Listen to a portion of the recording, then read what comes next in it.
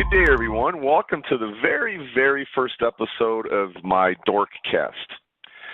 We wanted to talk today about advanced analytics, and I think I have quite a background. I took a couple of our courses on Coursera. I stayed at a Holiday Inn Express, and I was going to talk to you about the amazing things I could do with VLOOKUPs in Excel, and you'd be like, no, that's not advanced analytics. So instead, I brought a couple of real people on board. I'd like to introduce you to Tim and Nathan. If you guys would like to go ahead and introduce yourselves and tell us a little bit about your background besides what Holiday Inn Expresses you stayed at. Yeah, thanks, Dalton, and thanks for inviting us on the show with you. I'm Nathan, and sitting here with me is Tim Wright. We work for the data science practice at Axis Group. So our day job is essentially to use these open source tools like Python and R to perform advanced analytics. We like to do a lot of things like optimizations, predictions, things like that. Recently, actually, June 2017 release of Qlik, they just came out with an integration for advanced analytics with Qlik. So there's now a way to interface Qlik front end directly to Python and R servers, which we thought was pretty cool. So if we move on.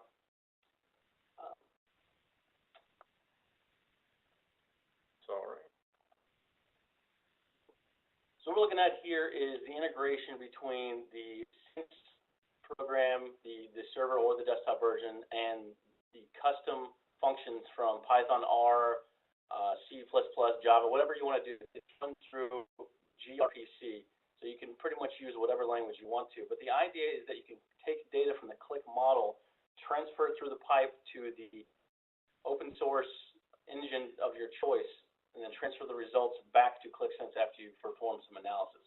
So it's got some pretty cool functions. So we're going to run through a story real quick of how this can be used to solve a real-world business problem. So here we've got Brenda, who's a vice president of customer loyalty at her company. Every month, she's got marketing budgets that she works on a weekly or daily basis, and she specifically wants to target her customers with different advertisements essentially to keep them engaged. So her team makes recommendations on who to target and with what methods to target them, emails, text messages, etc. Hey, I think I've met Brenda before. She's a pretty tough cookie. You're going to have a really good story for her. She's not going to like you guys. Yeah, so this had to be really focused on solving her specific use case, which was trying to help her optimize the spend of her marketing budget. And to do that, we first did a predictive analysis on each of her customers, looking at the customer attributes and the customer history based off of their interactions with Brenda's company. And we cross-trained that with all of the different types of offers and came up with a predicted value for each different offer for each customer. So we would know what the probability of success and then could estimate an expected profit from each customer based off the interaction. So that was the first step, but that only gave her some outcomes. It didn't actually optimize her decisions. So we wanted to take that into Qlik and let her input those budgets in such a way that she can play around and experiment and come up with a robust way to solve this optimization problem. So now Tim's going to walk you through how that works in Qlik and show off some of the new Qlik advanced analytic capabilities. So Tim? All right, so let me go ahead and get our sheet up here. So this is just a basic. So wait a second. Wait a second. Those slides you were showing me, is that like the storyboarding feature in Qlik? Yeah, exactly. So we're using storyboarding right now. We think that's a really good way to show results, to tell stories, because it allows you to interface sort of static text, insights, images, data with either snapshots of sheets, or you can interactively, move to a sheet and interact with it. So we find it. You guys are all right. So for data science guys, you get the whole idea of using a storyboard to tell the story, and now you're going to show me how you built the story. I love it. I love it. Yeah. So from the data science, our approach is less science projects and more building value. So all these different tools that people are used to seeing that can help people understand the context behind the data and build the value in an intuitive way, we're on board with that. So here you see, this is a pretty standard sheet object, not a lot going on here, but what's happening under the hood is actually pretty impressive.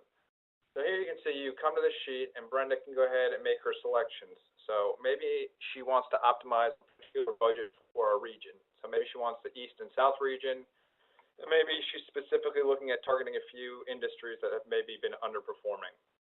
So she goes ahead and she can select those. And what this is basically doing is filtering down her customer base. And then from there, she's got certain budgets. So we've got budget for emails, offer trials, etc., a whole bunch of options here. And we can go ahead and say, all right, well, let's run the optimization and figure out the best people to serve with what action. And you can see, so this is specific for that region, the East and South, and those industries. Given her budgets and costs, these are the best actions that she should take to optimize or maximize the expected profit that she's going to get. So at the end of the day, that is the business problem, right? We've got a marketing budget, we want some sort of return on it to our company. So what's going on under the hood is basically trying to determine what decisions to maximize that outcome. So let me make sure I got this straight. So typically when I think of data science, I present one giant chunk of data. Somebody like you guys as data science goes off and runs it. You actually got this integrated with Sense through this AAI stuff to where she gets to choose her cohort and then go rerun it, even though she's not a data scientist? Yeah, absolutely. So it does require some work on the back end to formulate the problem correctly. But if you take that effort, yeah, there's no reason why any ordinary business user with no data science background at all can't come in here and go ahead and change her parameters. So maybe, she decides that she's got no phone call budget. So that goes to 0. Well, then you can see automatically those phone calls went away on her optimal actions list because she no longer has the ability, budget-wise, to serve those. Likewise, if your costs go up or down, whatever sort of physical limitations to her ability to make actions, whether or not it's budget, cost, contractual obligations, those things can be incorporated into the problems sort of formulation in the back end, so that all the user has to do is sort of interact with and say, yeah, these are the limitations in which I have to make my decision. Now, within those constraints, what are the best decisions that I should make? That's awesome. So then all she'd probably need to do is click on there for some optimal action and just choose the promo emails or the offer trials, and she could get right to those things then, right? Well, not exactly. So unfortunately, as powerful as the AAI is, the way this is actually working, and I can show you in the back end, but I'm going to try to click on this. You can see that, I don't know if you can hear my clicking, but nothing's happening. And the reason is because this is actually, it's not a dimension, it's a measure. I'd love to see that. Yeah. So let's go ahead and show you what that looks like. So here's a table, and the customer ID, if we actually look at it, you can see customer ID is customer ID, so it's just passing a dimension. And what we're passing to the advanced analytics integration, which again for us is a Python plugin, we've got a custom function here that takes customer IDs, which, these are filtered on the front end of the user selection, and a whole bunch of parameters related to how much budget and cost Brenda has to work with. And you see here our custom function. We call it Qlik Dork Just Optimize, since we're going to be on your Dork Cast today. But really what's going on here is this Qlik Dork is just an alias. This is an alias for the plugin. So you could have potentially different plugins that do have different customized functions within them. And this is just an alias for ours. You can change this easily within a settings file for QlikSense. So they could call that some other function for fun, budget optimizing, but I think if I remember correctly, if it's named Qlik Dork, it probably runs faster. Is that basically the gist of Python? Yeah, that's about the gist. The runtime is about an order of magnitude faster using the Qlik Dork trademark. Cool. That's what I was thinking. Yeah. Yeah, I mean, if you were a marketing department and you had a bunch of these plugins, you might want to do, marketing dot, just optimize or optimization dot whatever. So this function, the second part here is the actual name of the function. So this has to be configured in the plugin, and this doesn't change. I mean, you could write it to change if you wanted to. But this is an alias, and this is the function. This function takes this set of parameters, which we're passing Very good. in. Yeah. Good. And for those of you listening later, if you haven't listened, read my blog, or watched my videos, I do joke a lot. When it showed the Qlik Dork just optimized, that's just an alias for a port number. So behind the scenes, they've got a settings file of different ports, and the Python is listening on that port. So you would use a legitimate name there. So I want to make sure that you don't really think it has to be called Qlik Dork. Okay, so the problem here is that runs, so each cell gets those values right back from that port, but then we can't click on it. What's the basic architecture for this, and how can we fix this? Because otherwise, Brenda's going to scream at me. Okay, yeah. So, like you said, it is kind of limited, because if you wanted to do anything at the moment, you could go ahead and take this table and export it to Excel or your, spreadsheet. Ouch! You're killing me. You're killing me. Exactly. So therein lies the rub. So to answer your first question is, how does this actually work? Let me talk about sort of the way a traditional object in a Qlik Sense front end is rendered.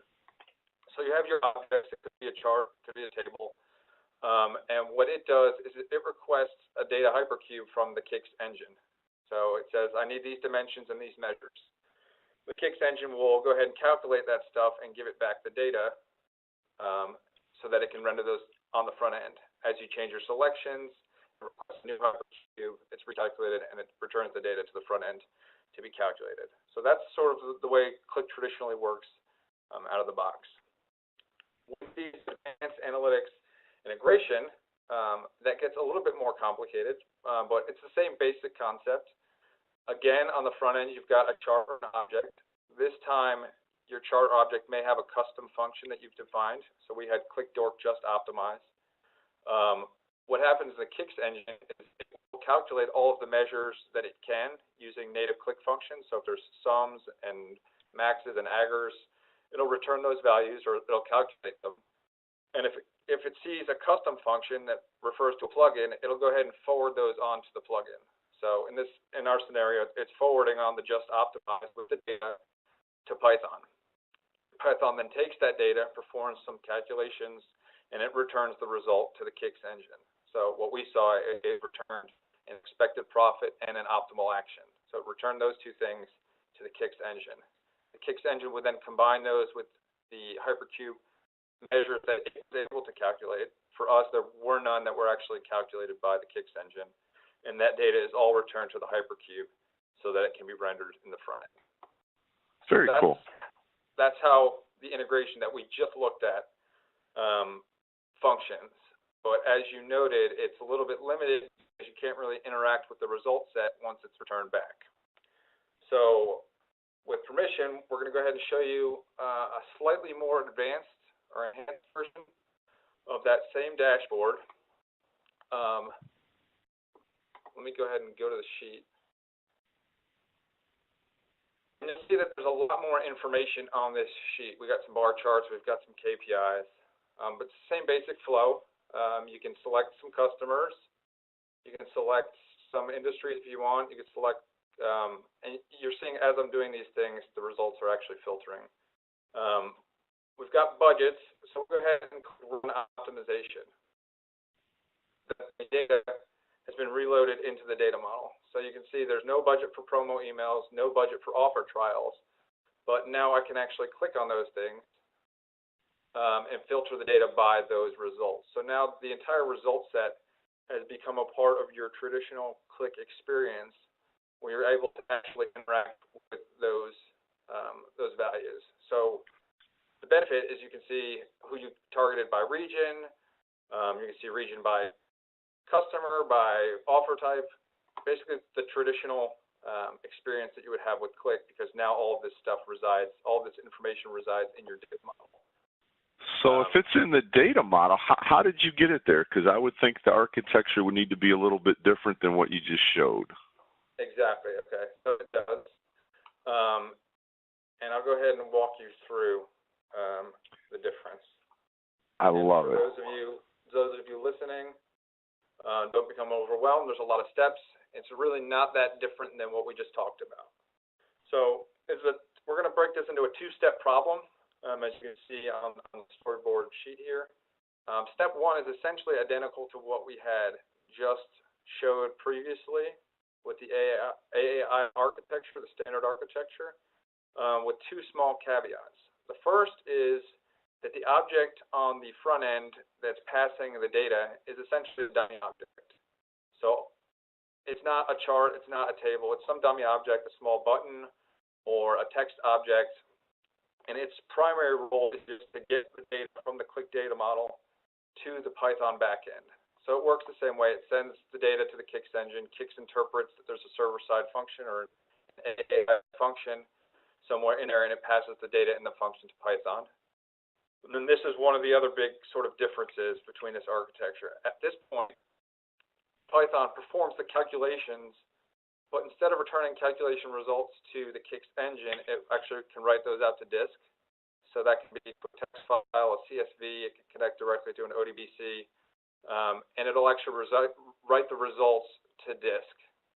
Simultaneously, it'll return a dummy value, another result, to the Qlik engine and then to the front end. That could be something as simple as a message saying reload in progress, function called. It's basically just to complete the function call. Then the next step, and this is step two, and this is the biggest difference, is that Sense from the front end can call a partial reload. So now the Qlik engine will go ahead and suck in all of that data that you just calculated from the advanced analytic engine. So it'll then pass that to Qlik Sense in every single object for which it's called. And the cool thing here now is that because it's part of your data model, all of the results that you calculated up here at step 4 in your AAI call, all of those are exposed to your data model as measures, as dimensions. They have the same filterability as the rest of your data model. So it allows for a lot more interaction with your results. So step 7 there, that button you were pressing, what it was really doing, it was really going through and doing like a reload of data, a partial reload of the data? Yeah, exactly. So that's actually, for us, our dummy hypercube, it was actually a button object. So that button that I pressed was the dummy object. And it got to, sort of as it executed, it changed its state to say partial reload, and I can show you that again in a minute if you like. And so then I'm assuming that's like a custom extension you guys have built? Yes. Very cool. Very cool. So learning all kinds of stuff. That's neat. Yeah. So yeah, and it's a relatively easy extension. It took me a few hours to write.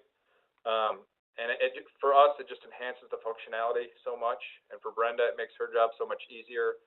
It allows her to run one scenario, run a different scenario, fully interact with those. So it adds a lot of value to her. Great.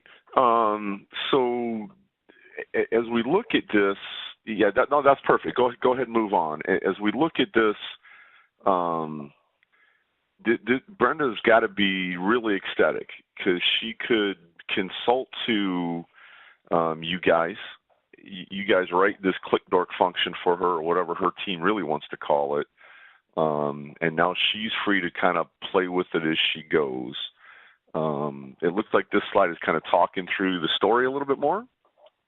Yeah, absolutely. So what we've done is use Brenda and her customer satisfaction story to talk about resource optimization in general. So her story abstracts the difficult parts of the optimization on the back end and gives her a friendly UI on the front end with which to interact with her data. But that same process can be applied to any number of different resource optimizations. You see several here on the screen with CapEx projects, staffing assignments, manufacturing processes. All of these different things have certain min or max values that you're trying to achieve, whether that's profit or cost, and then resource constraints. So the entire idea behind this is to optimize the use of your resource to achieve a goal, essentially. Okay. let me give you guys a little bit of a test. We'll kind of end this to see if you really stayed at a Holiday Inn Express, if you guys really have the background you say you do. If this is any kind of resource optimization, I could probably provide you with a list of foods and their calories and fat intake, and you could run something like that to optimize my chocolate intake. Is that correct? Exactly. Yeah. So we could program a set of rules and constraints with the goal of, say, cutting a 500 calorie deficit if you're trying to lose 10 pounds or so. We could absolutely create an optimization to help you do that. I love it. I love it because it's all about me and it's me and my chocolate intake. What if I got to tell you, as much as I work, I've got a honeydew list that's really growing. What if I had like a list of the chores and the time it would take? Could I use something like this to optimize my resources for my chores, my honeydew list? Absolutely. So this is generic for any sort of resource optimization. So in the real world, resources are scarce. You don't have unlimited time or unlimited money. When you have that honey-do list, you have a certain set of actions to take, and your time is constrained until, I suppose, until your wife gets home. But exactly. Any set of defined rules like that can be set up into an optimization problem to help you achieve the most objects of your honey-do list before you run out of time. So absolutely. Fantastic. So if there's people out there looking at a sales and marketing budget and you found me, you love this. If you're a chocoholic like me and you figured that out, if you're a guy with a honey-do list, you can do it. But guys, I got to tell you, my main focus is the healthcare realm. And so I'm going to give you a really complicated case, and we'll see what the answer would be. I don't work with Deborah. I work with her sister, Penny Sillen. And Penny Sillen has to do nurse staffing. Is there any way that this same kind of thing could be used to identify, say, the complexity of people's cases and calculate values for that based on units, what nurses are available, how many hours they're able to work, what their costs are, to do something like crazy, like a nurse staffing projection? Again, the answer is absolutely. So you would set up rules for each one of those things as far as staffing hours, the requirements for the number of nurses you need at a time in a certain subsection of the hospital, what their particular specialties are, and all of those things. And then you can create that optimization that will most efficiently align those resources throughout the day or week. So the answer is yes. And that's, if I'm really getting this, and I'm trying to tie it all back together for the people listening, because of the fact it could be changed, and we could change because sometimes those things change. Patients shift in and out of units, nurses call in sick, they're not available. Somebody could really continually just keep making changes as the day goes on, push that button. And with that architecture, it's recalculating kind of during the day as, like life happens. Is that right? That's exactly right. So that's actually one of the reasons we decided to use Qlik to solve this problem. So typically when you're doing an optimization, you have to send that off to a decision support team who's helping you align those resources. But in this case, we're able to take all of those rules, predefine them, and then give the user the ability to have the final say on exactly what the costs and benefits of each of those resources are. So in this case, we were looking at budgets and cost per item, but you could easily realign that to the nursing staff as well, with the intent of giving the end user the ability to have the final say on how the model performs. Fantastic. So guys, how would somebody get a hold of you if they wanted to do a project like this? Yeah, so here's our contact information.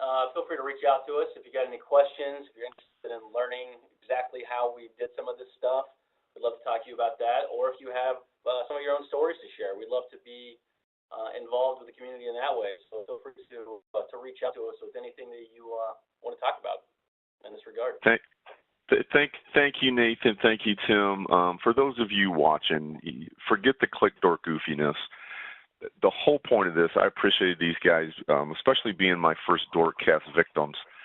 Data science, you're going to read these stories. You're going to see stuff in the news about marketing or about sales, because those are things that have huge value, and there's huge ROI, and They love broadcasting those things.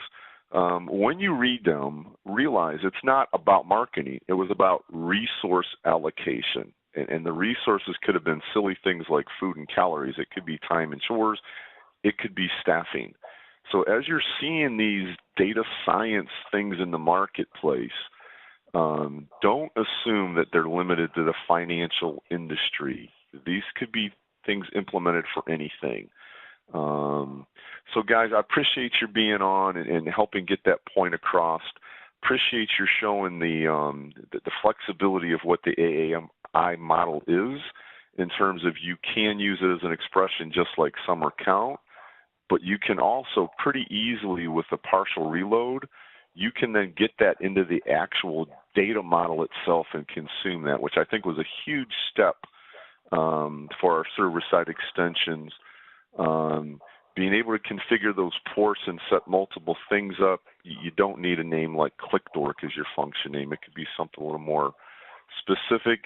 I wish everyone the best of luck as you start taking advantage of these functions to really streamline the healthcare industry as well as anybody else who might happen to watch this strictly by accident.